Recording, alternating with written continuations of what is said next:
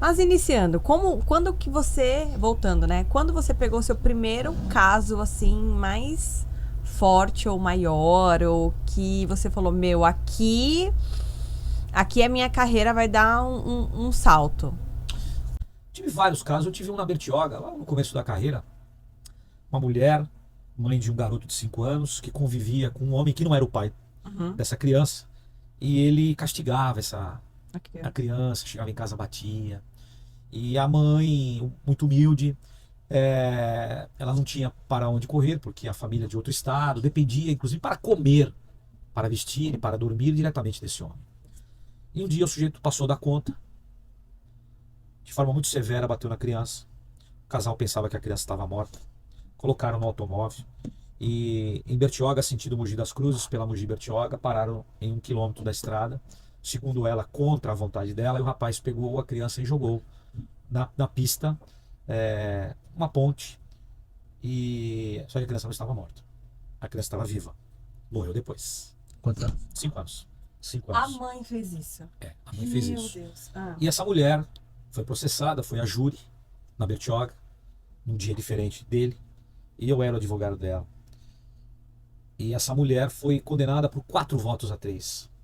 Eu perdi esse júri por conta de um voto. Como eu disse, hoje não se conta votos, mas naquele tempo contava votos. Então, na hora da votação, os jurados, 4 foram contra ela e 3 a favor. Pela situação, Sim. pelo que aconteceu, pelo histórico dela, pela história de vida dela. Ela contou tudo, ela abriu o coração. Fala, essa mulher estava errada? Claro que ela estava errada, mas a situação que ela vivia. Então, aí vem a beleza do júri. Porque se for um juiz togado, condena. Acabou. Ela foi condenada, já cumpriu pena, já está em liberdade. Muito, muito tempo isso. Mas foi um caso ali que ali separou o estudante de direito, o acadêmico, aquele que fuça o livro, para a advocacia criminal. Foi o divisor de águas. E outros casos. Tu tava na advocacia dela, né? Da defesa. Sim, defendendo. Eu perdi esse júri por conta de um voto. Qual foi a linha? A linha foi a situação econômica dela, a pobreza, miserabilidade. Dependia dele para comer. Falei assim, mas ela jogou o filho dela, ela pensava com ele que estava morto. O que eles fizeram? Uma ocultação de cadáver. Ocultação de cadáver.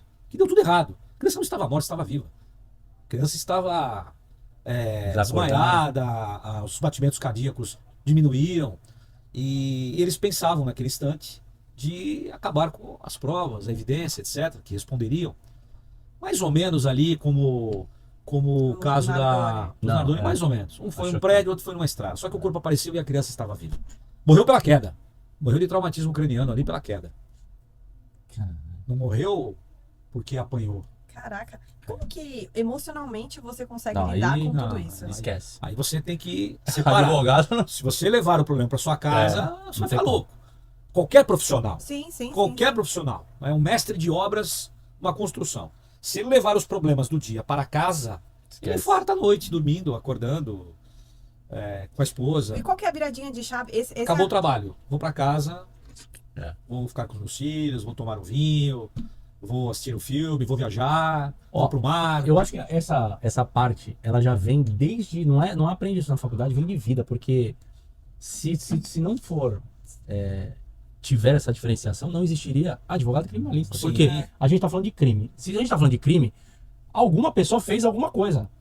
E tu pode ter crimes de patrimônio como crime contra a vida, como ela falou. Se você for... O advogado criminalista é totalmente diferenciado.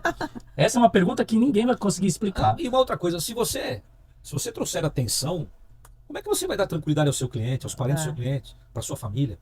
Me recordo ainda no serviço policial, às vezes nós íamos a um local de crime, né? Então tinha um problema, tinha uma pessoa morta lá, uma pessoa assassinada, nós íamos até lá, fazíamos o levantamento do local, aguardávamos o perito, e depois íamos comer, jantar, mesmo depois de ver uma pessoa destruída.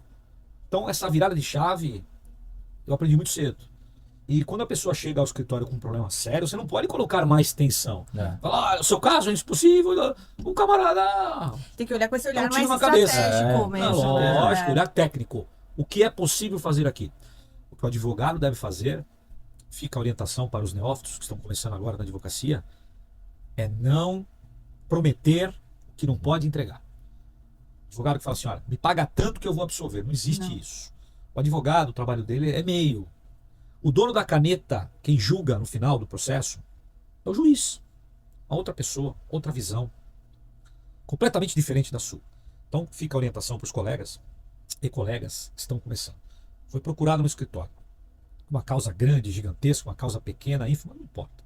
Não prometam êxito para o cliente. Sim. Impossível isso. Por quê? Porque o trabalho é meio. Não existe causa-ganha. Essa causa é causa-ganha.